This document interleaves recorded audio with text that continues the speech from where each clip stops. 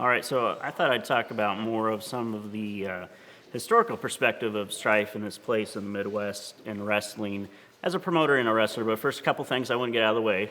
I'm going to talk to Strife here, okay?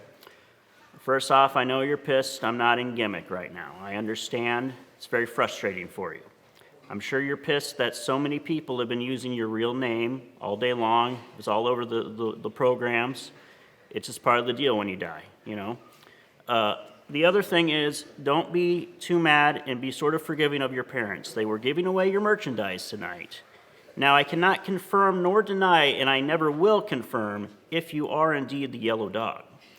But there were some 8x10s being given out. Your parents were not accepting cash for these, okay? So they were just giving them away. I know you're going to be pissed. The other thing is you're going to be upset that the crowd tonight at your visitation, I mean, it was super no vacancy. Apparently you need to die and offer free admission, and you finally get that big sellout you're looking for, right? So I don't want you going on Facebook and saying, why isn't the city of Omaha supporting wrestling, when you get 300 people at the show anyway? So I don't want to hear any of that, okay?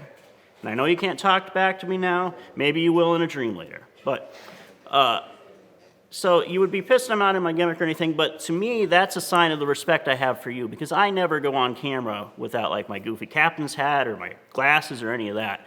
But I'm talking to you as the fan right now, the fan I am of yours. So me and Strife are both 37. I don't talk about them in past tense yet. It's too hard. We're both 37 and have known each other since our early 20s. And I remember the first time I ever saw Strife wrestle, it was against another great from our area, Gage Octane, who most of the young guys in the room don't know, but I know Donnie for a fact, and Brian have worked him, and he's a tremendous talent. And I remember, so from the get-go, Strife's style is very similar to what you see on television now, but this was 15 years ago, right? This was back in 2005, 2006. And he stood out so much, like his crispness, and this would have only been about a year and a half into him wrestling at all. And it was at this point in time that he actually was starting to get put up against people like Matt Seidel down in Central States, where Strife actually took the Midwest X Division title from him. And at that time, Seidel was definitely getting a good run in Ring of Honor, but promoters were putting Strife at the same level as Seidel. It wasn't like they were bringing in the big name talent for Strife to wrestle. That's the respect the promoters already had for Strife as a 20-year-old in the business. And you see that respect continue. Just a few years later at IWA Mid-South, they brought Strife in to feud with Dingo, who had a long run as champion there. And IWA Mid-South was still one of the top indies in the country. It was highly respected at that time.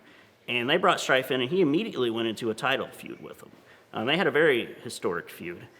And you just see the impact Strife has all over the country through the years, and the respect that everyone has for him. I mean, for my money, growing up in Iowa, and a lot of the boys like to think of me as like the local wrestling historian of sorts for our area.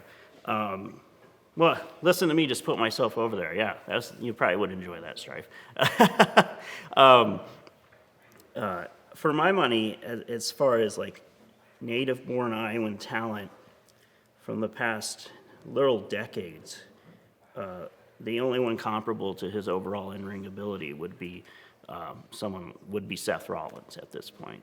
And even then, I think a lot of people would say Strife is the top guy. It's just such an incredible loss for not just those of us who enjoy watching wrestling and working with him, but like the training and all the young guys he worked with. I mean, and in particular, like he loved working with just the absolute youngest talent possible, the worst talent possible. He didn't care. He liked to get in the ring with those guys, and then he'd give them some real constructive criticism, and there'd be plenty of criticism afterwards. But everyone really appreciates that criticism, and I think today is an example of all the faces that have come together, the people I haven't seen in years coming together to honor Strife. It's really remarkable. And then you think of Strife as a promoter and how much he's done for wrestling in this area, in Omaha, Council Bluffs. It's really just startling. When he announced he was going under hospice care, and this is an example of the respect he has as a promoter from big national talent, because he always took care of guys that came in. he had announced that he was going under hospice care.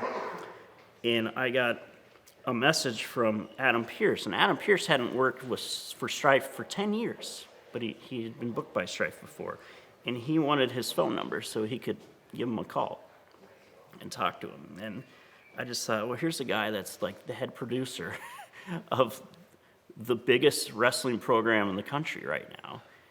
And he's reaching out because he wants to talk to this promoter that used to work, and a friend that he used to work with. So I just don't want people to lose sight of the fact. I know there will be lots of like funny stories people will share and experience training with him, but just as an overall professional wrestler and athlete, this is such a major loss for our portion of country and independent wrestling as a whole. I mean, just you go back and watch the footage, and I hope people understand and watch it back for years and realize like what an incredible talent he was inside the ring.